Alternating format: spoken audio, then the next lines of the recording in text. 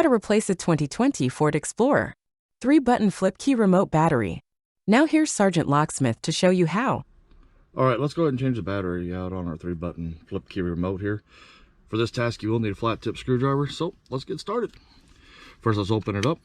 After you open it up, you'll notice where the key sits in here, the back side of the remote. This doesn't have the Ford emblem, yours will, hopefully. If you look right in here, there's a little indentation. Push that and you should twist a little and she'll pop out. Once she does that, lift it open.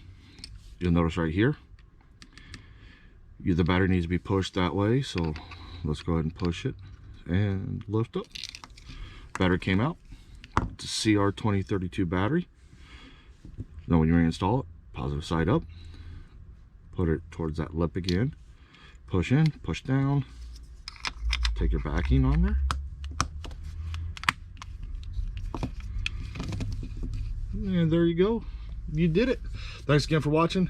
Leave a comment down below, give us a thumbs up if we helped you. Have a good day.